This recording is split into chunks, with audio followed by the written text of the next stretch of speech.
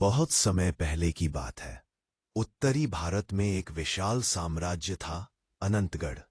यह राज्य अपनी समृद्धि, संस्कृति और वीर सैनिकों के लिए दूर दूर तक प्रसिद्ध था। उस राज्य पर राजा आदित्य सिंह राज करते थे। आदित्य सिंह साहसी, न्यायप्रिय और दूरदर्शी शासक थे।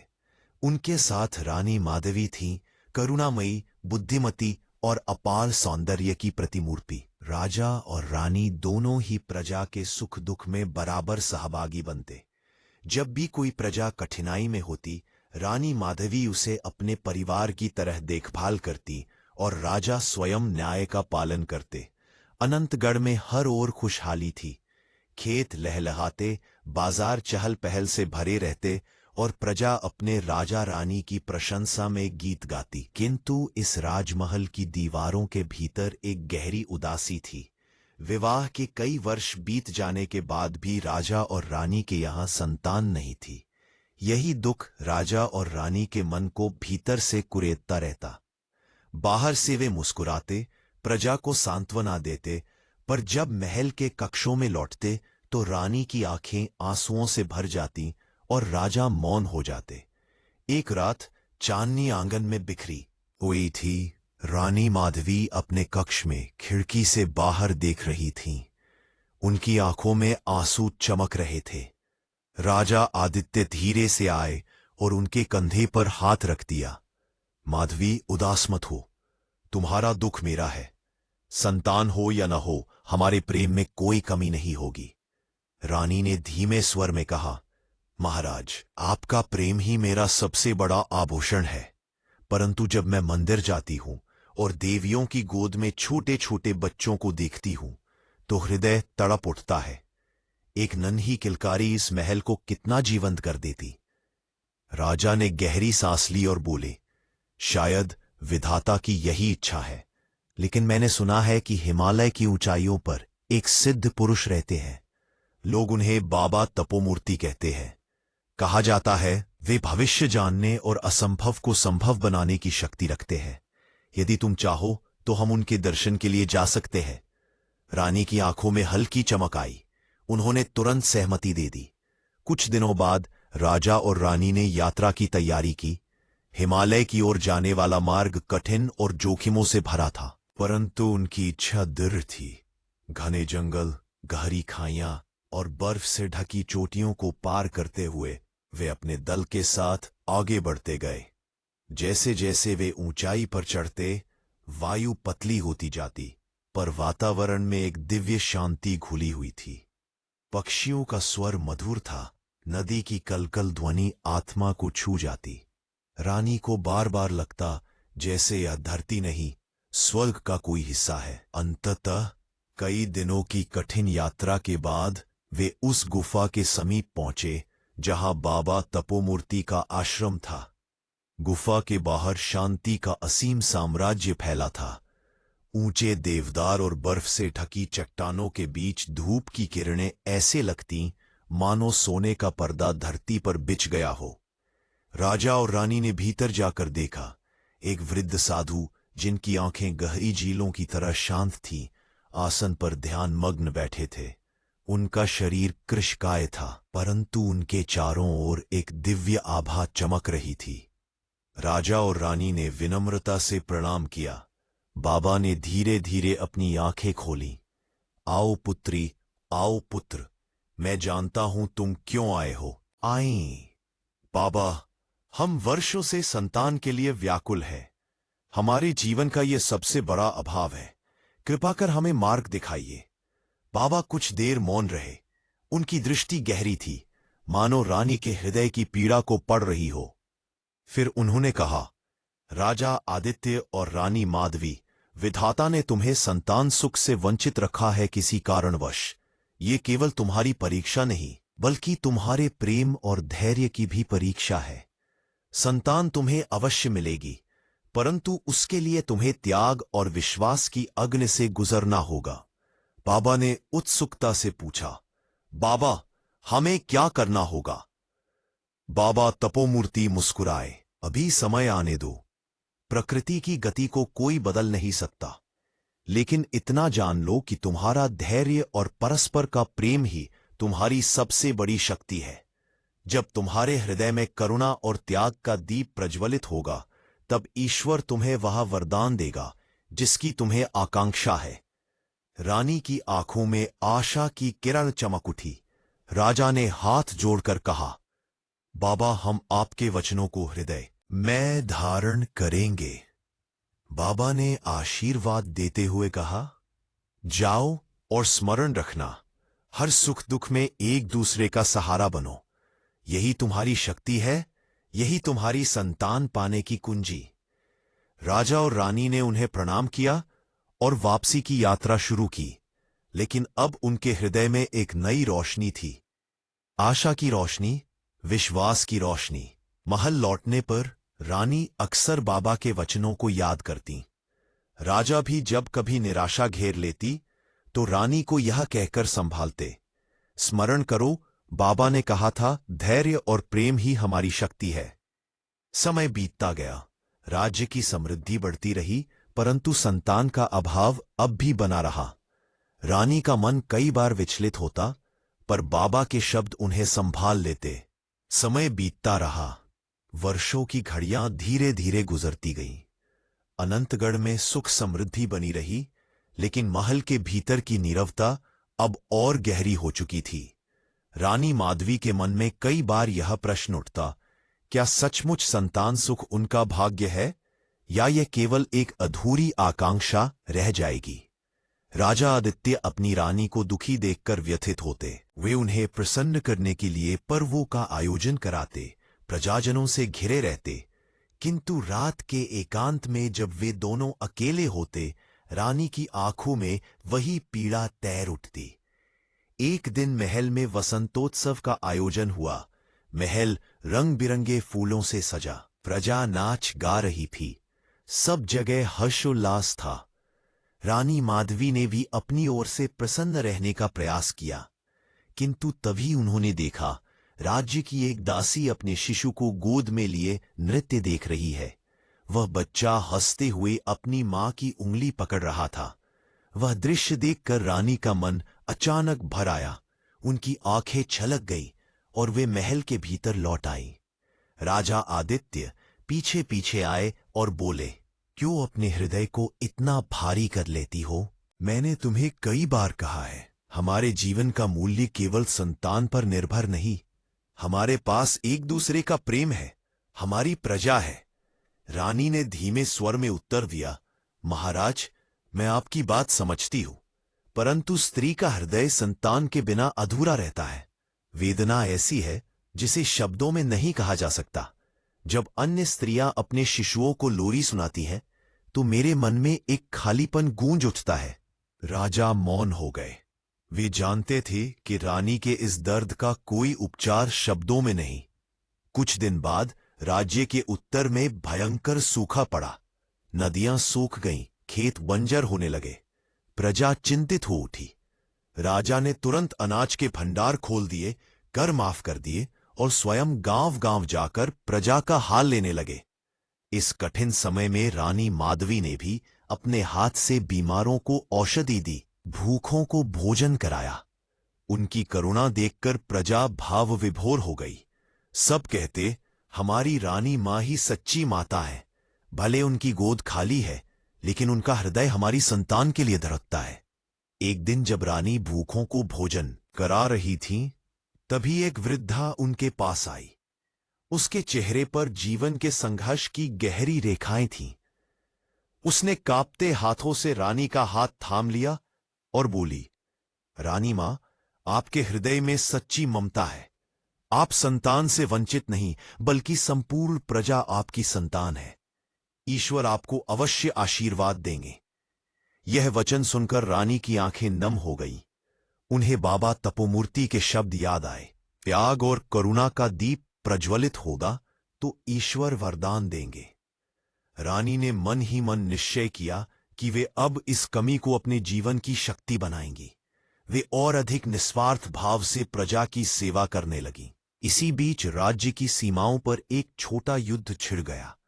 पड़ोसी राज्य का राजा अनंतगढ़ की समृद्धि से ईर्ष्या करता था। उसने अचानक आक्रमण कर दिया। राजा आदित्य ने वीरता से मोर्चा संभाला। युद्ध कई दिनों तक चला। अंततः अनंतगढ़ ने विजय पाई, किंतु इस युद्ध ने राजा को शारीरिक और मानसिक रूप से थका दिया। राजमहल लौटकर जब राजा रानी से मिले तो रानी ने उनके घावों पर स्वयं मरहम लगाया। उनकी आंखों से आंसू बहते जा रहे थे। महाराज, यदि युद्ध में आपको कुछ हो जाता तो मैं जीवित न रह पाती। राजा ने उनकी आंखों से आंसू पोंछते हुए कहा, माधवी, हमारा जीवन एक दूसरे के लिए है, पर स्मरण रखो, यह सब कुछ ईश्वर की लीला है। शायद यह भी हमारी परीक्षा का हिस्सा हो। कुछ सप्ताह बाद एक रात रानी ने स्वप्न देखा। उन्होंने देखा कि वे हिमालय की एक ऊंची चोटी पर खड़ी है। चारों ओर श्वेत बर्फ है और सूर्य की किरणें सोने की तरह चमक रही हैं। दूर बाबा तपोमूर्ति खड़े हैं। उन्होंने हाथ उठाकर रानी को आशीर्वाद दिया और कहा, समय निकट है पुत्री, विश्वास बनाए रखना। रानी नींद से जागी तो उनका हृदय आशा से भर गया। उन्होंने तुरंत राजा को यह स्वप्न सुनाया। राजा ने गंभीरता से कहा, आप ही, यह कोई सामान्य स्वप्न नहीं, यह संकेत है कि हमारे जीवन में कोई परिवर्तन आने वाला है।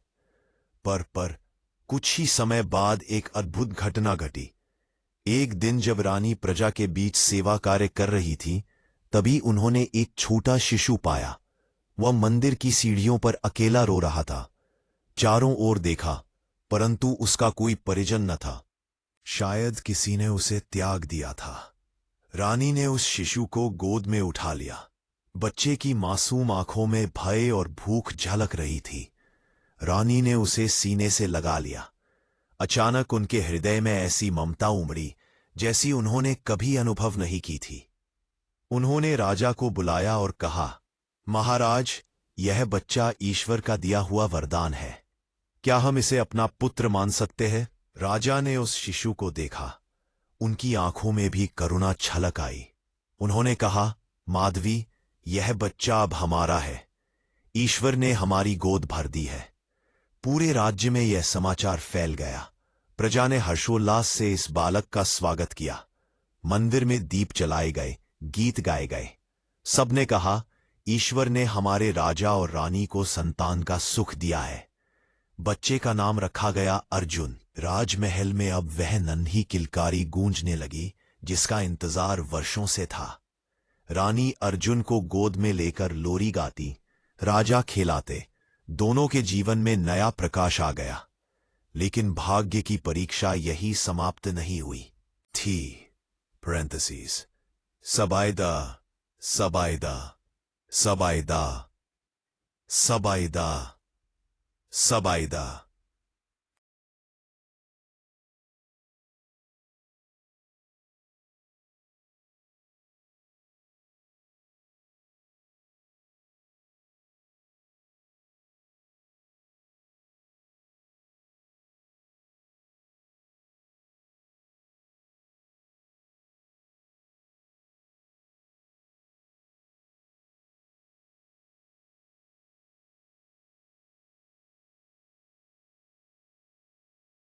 अर्जुन अब धीरे धीरे बड़ा होने लगा। उसकी हंसी और मासूम बातें महल की दीवारों में नई जान भर देती। रानी माधवी की ममता हर क्षण उसे घेरे रहती और राजा आदित्य उसे अपने उत्तराधिकारी के रूप में संस्कार देने लगे। राजा अक्सर अर्जुन को गोद में लेकर प्रजाजनों के बीच जाते। वे कहते, ये है अनंतगढ़ का भविष्य। इसे देखकर मुझे गर्व होता है कि यह राज्य सदैव समृद्ध और सुरक्षित रहेगा। प्रजा भी अर्जुन को प्रेम से देखती और उसे राजकुमार कहकर संबोधित करती। किंतु समय के साथ अर्जुन के भीतर एक अजीब सी बेचैनी उभरने लगी। वह सामान्य बालकों की तरह नहीं था। उसकी आंखों में कभी कभी ऐसी गहराई होती जैसे वह संसार से परे किसी रहस्य को जानता हो। जब भी महल में ऋषि मुनि आते, अर्जुन उनके चरणों में बैठकर घंटों बातें करता। वह अक्सर तारों को निहारते हुए प्रश्न करता, आकाश में इतने तारे क्यों चमकते हैं? हर तारा किसी आत्मा की तरह क्यों लगता है? रानी उसकी जिज्ञासाओं पर मुस्कुराती, लेकिन कई बार उनके मन में आशंका भी होती। क्या यह बच्चा सचमुच साधारण है? एक दिन राजमहल में बाबा तपोमूर्ति स्वयं आ पहुंचे। कई वर्षों बाद उनका आगमन हुआ था। उनकी उपस्थिति से पूरा महल दिव्य आभा से भर उठा। राजा और रानी ने श्रद्धापूर्वक उनका स्वागत किया। अर्जुन दौड़कर उनके पास गया और उनके चरणों को छू लिया। बाबा ने अर्जुन के सिर पर हाथ रखकर कहा, यह बालक साधारण नहीं है, इसमें ईश्वर की विशेष योजना छिपी है। लेकिन ध्यान रखना, जितना बड़ा वरदान होगा उतनी ही बड़ी परीक्षा भी होगी। राजा और रानी चिंतित हो उठे। राजा ने पूछा, बाबा क्या अर्जुन के जीवन में कोई संकट आने वाला है? बाबा ने शांत स्वर में उत्तर दिया, संकट तो जीवन का सत्य है, लेकिन यह बालक शक्ति और प्रकाश का प्रतीक बनेगा। उसे समय पर सत्य का मार्ग दिखाना ही सबसे बड़ी जिम्मेदारी होगी। फिर बाबा ने अर्जुन की ओर देखते हुए कहा, बेटा तुम्हारा जन्म संयोग नहीं, वरदान है। स्मरण रखना, शक्ति का प्रयोग केवल प्रजा के कल्याण के लिए करना। कभी अभिमान को अपने भीतर मत आने देना। अर्जुन ने गंभीरता से सिर हिलाया। समय बीता। अर्जुन किशोरावस्था में पहुंच गया। अब वह घुड़सवारी, शस्त्र विद्या और धर्मशास्त्र सीख रहा था। उसमें अद्भुत पराक्रम और बुद्धि थी, परंतु उसी के साथ उसमें कभी कभी अहंकार की झलक भी दिखने लगी। युद्ध कला में उसकी निपुणता देखकर जब दरबारी उसकी प्रशंसा करते तो वह गर्व से मुस्कुरा उठता। एक दिन जब राजमहल में युद्धाभ्यास चल रहा था, अर्जुन ने अपने साथी सैनिकों को परास्त कर दिया। वह विजयी स्वर में बोला, क्या इस राज्य में कोई है जो मुझे पराजित कर सके? यह सुनकर राजा आदित्य का हृदय कांप उठा। उन्हें बाबा तपोमूर्ति की चेतावनी याद आई, अभिमान को अपने भीतर मत आने देना। रात को राजा ने अर्जुन को बुलाया।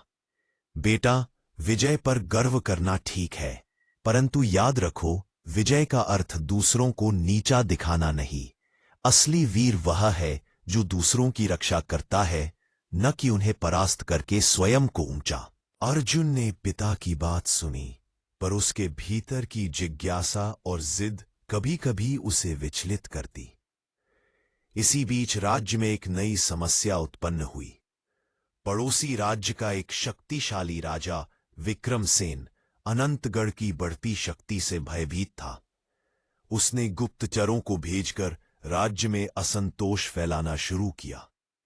कुछ व्यापारी और दरबारी उसके प्रभाव में आ गए। राज्य की शांति धीरे धीरे भंग होने लगी। राजा आदित्य को यह समाचार मिला।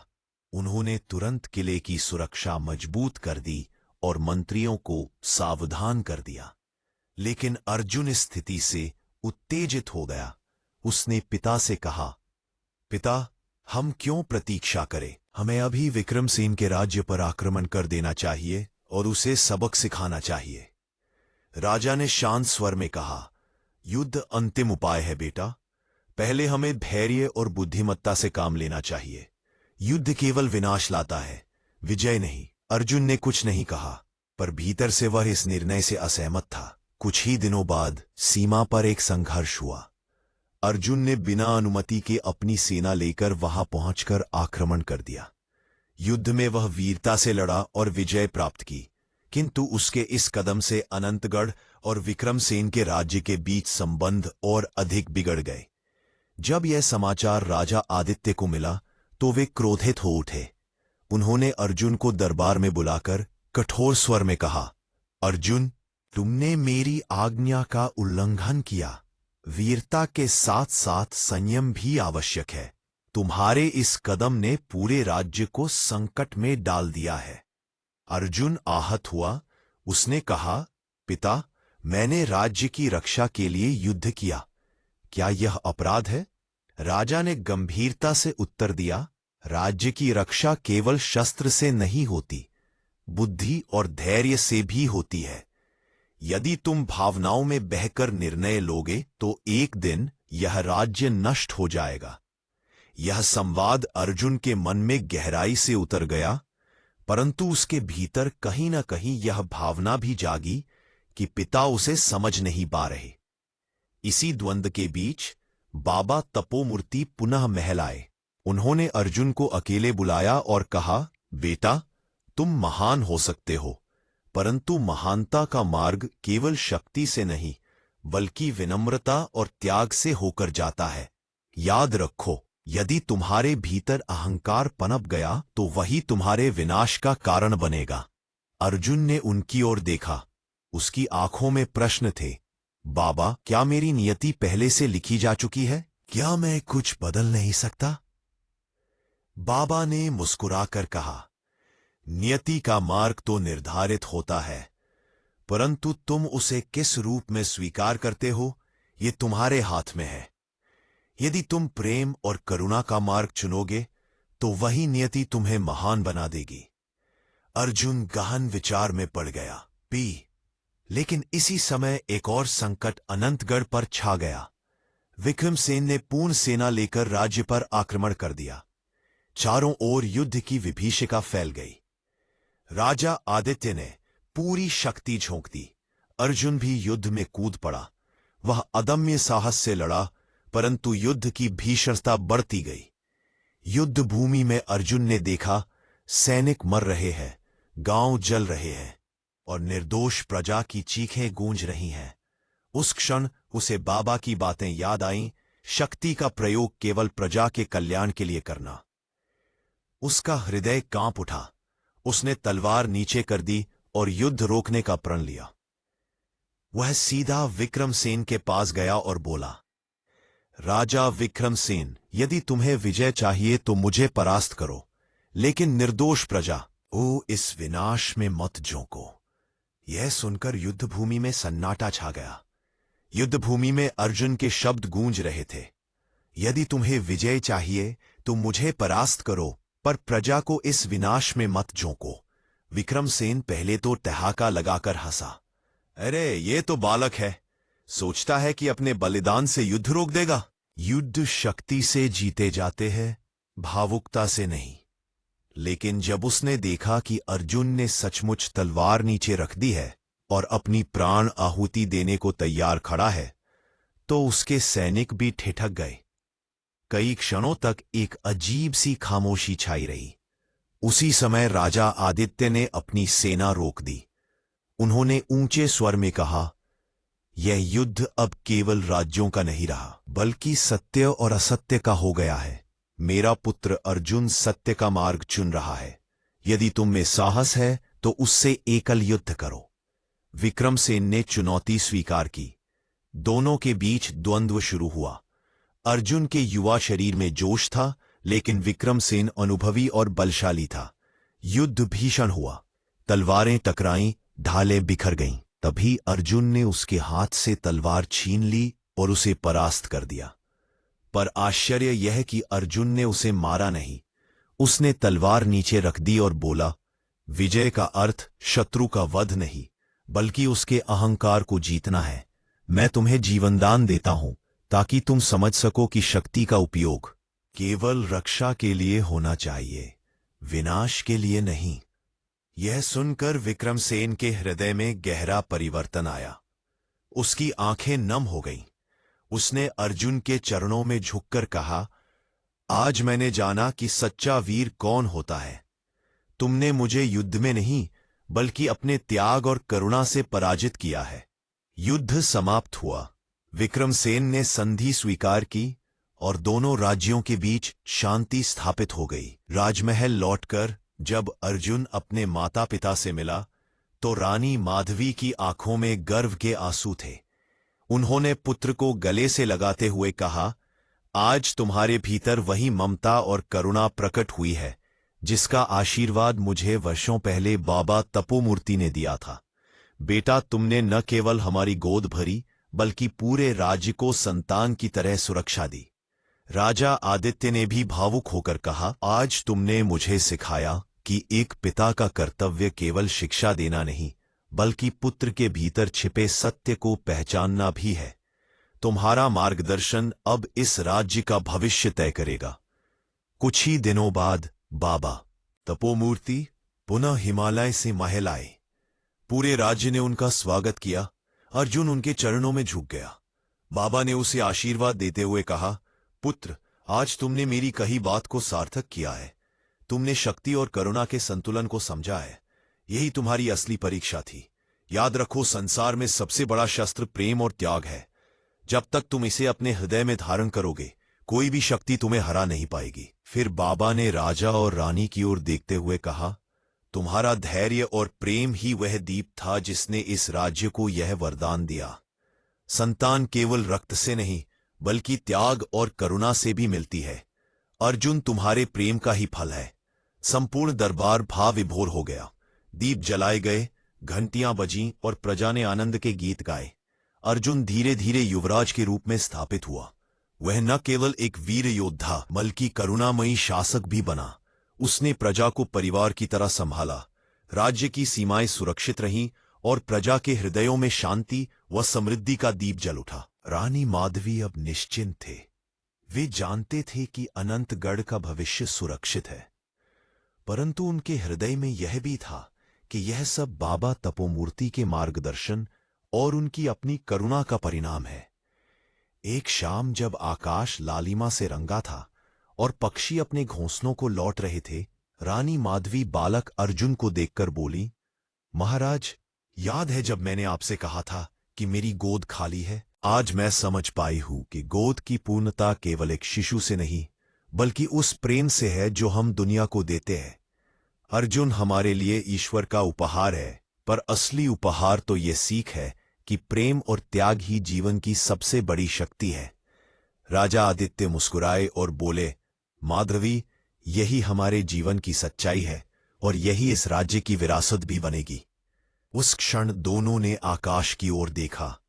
हिमालय की ऊंची चोटियां दूर से चमक रही थीं, मानो स्वयं बाबा तपोमूर्ति अपनी मौन आशीष भेज रहे हो। नैतिक संदेश: यह कथा हमें सिखाती है कि जीवन में धैर्य, प्रेम और करुणा ही सबसे बड़ी शक्तियां हैं। संतान या कोई भी वरदान केवल तब मिलता है जब हम अपने भीतर त्याग और निस्वार्थता का दीप जलाते हैं। सच्ची वीरता शस्त्रों से नहीं, बल्कि अहंकार को जीतकर और प्रजा की रक्षा करके सिद्ध होती है।